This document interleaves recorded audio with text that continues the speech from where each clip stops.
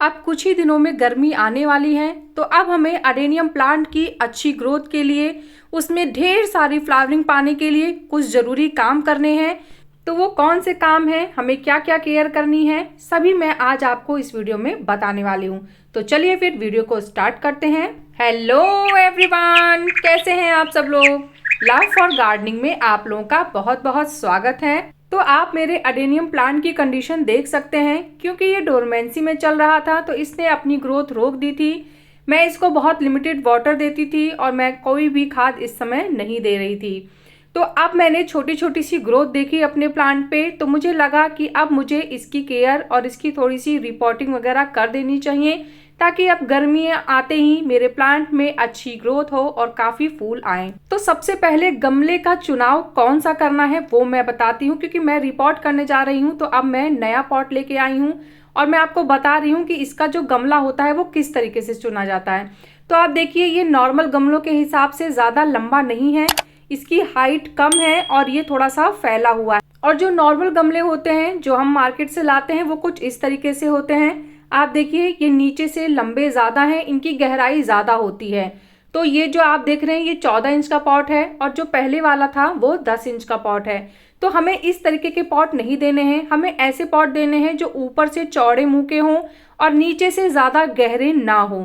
अब मैं आपको एक चीज़ और दिखाती हूँ। जब मैं अपने प्लांट को गमले से निकाल रही थी तो मैंने देखा कि उसकी कुछ रूट्स में थोड़ा सा फंगस लगा हुआ है। तो अगर आपका अडेनियम भी 1 साल पुराना है तो आप इस समय उसे ज़रूर रिपोर्ट करें। रिपोर्ट करने से खाली हमें गमला बड़ा देना है इसलिए रिपोर्ट नहीं करना है, क्योंकि अडेनियम की जड़ों में फंगस बहुत जल्दी लग जाता है। तो इसी बहाने हम चेक भी कर लेंगे कि हमारे अडेनियम के प्लांट में कोई फंगस तो नहीं लगा है। तो इसीलिए आप उनकी जड़ों को बाहर निकालें।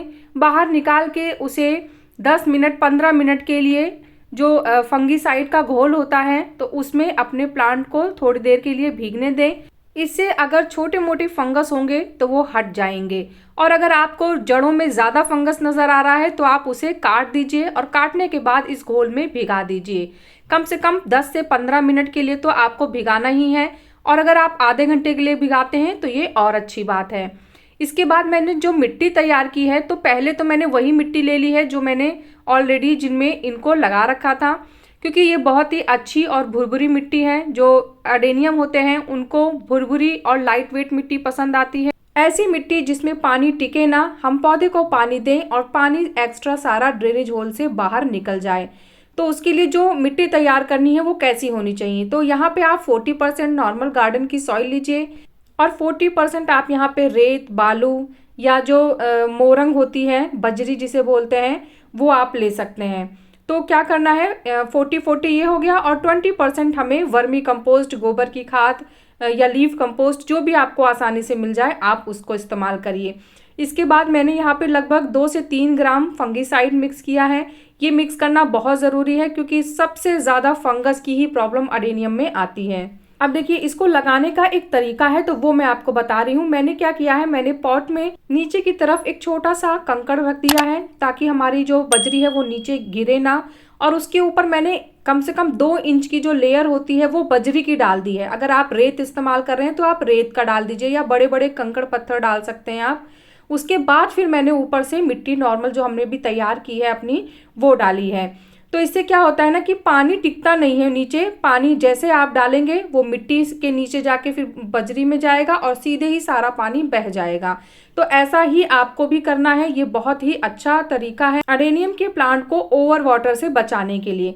तो अभी मैंने कुछ चीज़ें कट की थी जहाँ पे मुझे लगा था कि रूट्स थोड़ी गल रही हैं या फिर फंगस है, तो वहाँ पे मैंने थोड़ा कट किया था। तो इसीलिए अब मैं वहाँ पे वापस से साफ फंगिसाइड को लगा रही हूँ। अगर आप भी अडेनियम के किसी भी पोर्शन में, चाहे रूट्स में चाहे ऊपर, आप प्रूनिंग वगैरह कर रहे हैं तो आप वहाँ पे साफ फंगिसाइड का पेस्ट ज़रूर लगा दीजिए। ये बहुत ज़रूरी है, नहीं तो फंगस आ जाएगा। और इस प्लांट में आपको कोई ज़्यादा मेहनत करने की ज़रूरत नहीं है इसकी केयर में, सिर्फ आपको इसे फंगस से बचाना होगा। तो इसके लिए आपको ये चीज़ करनी है। आगे भी मैं आपको पूरी केयर इसकी बताऊंगी। तो क्या होता है, देखिए अडेनियम के प्लांट को पूरा गर्मी आप उसको फुल सनलाइट में रखिए। जितनी अच्छी इसको धूप मिलती है उतना ही अच्छे से ये ग्रो करता है। पानी इसको कम देना होता है और इसको खाद भी बहुत ज़्यादा नहीं चाहिए होती है। अडेनियम के प्लांट को रिपॉट करते समय तो हमने वर्मी कंपोस्ट दिया है, लेकिन इसको ज़्यादातर जैसे फॉस्फोरस या फिर पोटेशियम रिच फर्टिलाइज़र चाहिए होता है। फॉस्फोरस से प्लांट की जो जड़ें होती हैं वो बहुत तेज़ी से ग्रो करती हैं, और जब हम पोटैश रिच फर्टिलाइज़र देते हैं तो उससे प्लांट में फ्लावरिंग भी काफ़ी मात्रा में आती है। तो मेरा जो दूसरा अडेनियम का प्लांट था उसमें भी मैंने थोड़ी सी कटिंग की थी रूट्स में, तो वहाँ पे भी मैंने साफ फंगीसाइड का पेस्ट लगा दिया है। आप चाहें तो इसको तेज़ धूप में 4-5 घंटे के लिए छोड़ दीजिए जड़ों को, ताकि जड़ें अच्छे से ड्राई हो जाएं, और उसके बाद भी आप इसे रिपॉट कर सकते हैं। पर मेरे प्लांट में मुझे बहुत ज़्यादा प्रॉब्लम नहीं दिख रही थी, तो इसीलिए मैंने उसको पानी में भिगाया फंगीसाइड वाले और रिपॉट कर दिया। रिपॉट करते समय मैंने यहाँ पे 1 चम्मच बोन मील और 1 चम्मच नीम की खली भी डाली थी। उसकी रिकॉर्डिंग करना मैं भूल गई, तो इस वजह से वो रिकॉर्ड नहीं हो पाया, लेकिन आप ये दोनों खाद डाल दीजिएगा। और जब हम अपने प्लांट को लगा लेंगे फिर उसके बाद हमें फंगीसाइड का पानी अपने पौधे में देना है। लेकिन ये वो वाला फंगीसाइड नहीं है जिसमें मैंने पौधों को भिगाया था। मैंने अलग से पानी लिया है 1 लीटर पानी, और उस 1 लीटर पानी में मैंने 2 ग्राम साफ फंगीसाइड को घोल लिया है, और घोलने के बाद इसको पौधे में डाल दिया है। साफ फंगीसाइड आपको महीने या 20-25 दिन में एक बार ज़रूर डाल देना है, इससे कभी भी जड़ों में फंगस की प्रॉब्लम नहीं आएगी। और मैं आपको एक चीज़ और बताती हूँ कि जो अडेनियम का प्लांट होता है उसमें आप अगर डीएपी डालना चाहें तो डीएपी के भी आप 4 से 5 दाने डाल सकते हैं।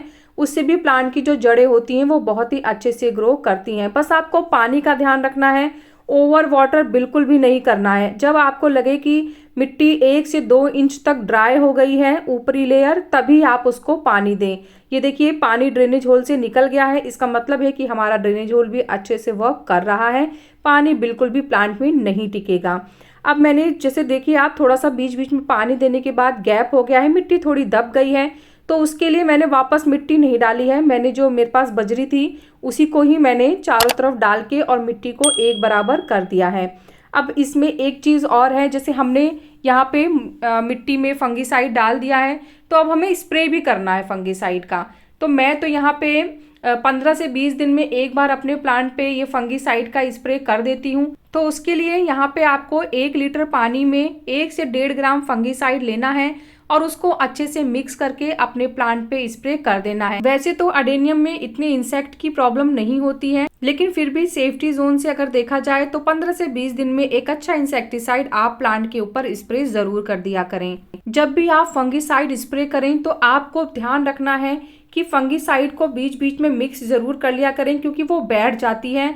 और स्प्रे जब आप करेंगे तो आपको प्लांट के ऊपर, पत्तियों के नीचे, रूट्स पे, हर जगह अच्छे से स्प्रे करना होगा, ताकि कोई भी जगह बचे ना और अच्छे से फंगीसाइड की जो लेयर होती है वो हमारे प्लांट के ऊपर लग जाए। देखिए इसमें फंगस की प्रॉब्लम आती है और इससे बचाने के लिए आपको ये काम जरूर करना होगा। अगर आप अडेनियम में कम पानी देंगे तो जो उसका कॉडेक्स होता है वो थोड़ा सा लूज हो जाएगा, उतना टाइट नहीं रहेगा।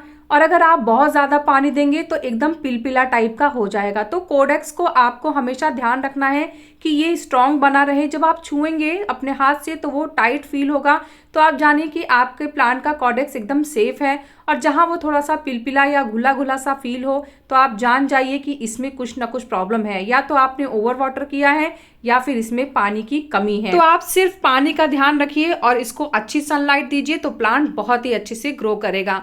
पर अभी हमने प्लांट को रिपोर्ट किया है तो इसलिए हम अभी इसे डायरेक्ट सनलाइट में नहीं रखेंगे। 3 से 4 दिन के लिए मैं इसको सेमी शेड एरिया में रखूंगी, जहां इसे मॉर्निंग की 1 से 2 घंटे की ही सनलाइट मिले। उसके बाद फिर मैं इसे फुल सनलाइट में रख दूंगी। तो सारी डिटेल मैंने बताई है। इसके बाद भी कोई क्वेश्चन, कोई कंफ्यूजन होगा तो आप मुझे कमेंट करिएगा, मैं आपके कमेंट का जरूर रिप्लाई करूंगी। तो कैसा लगा मेरा आज का ये वीडियो मुझे जरूर बताइएगा। अगर आपको वीडियो पसंद आया है तो वीडियो को लाइक करिएगा, चैनल को सब्सक्राइब करिएगा, और प्लांट से रिलेटेड अगर कोई भी क्वेश्चन आपके माइंड में है तो आप कमेंट के थ्रू मुझसे बात कर सकते हैं।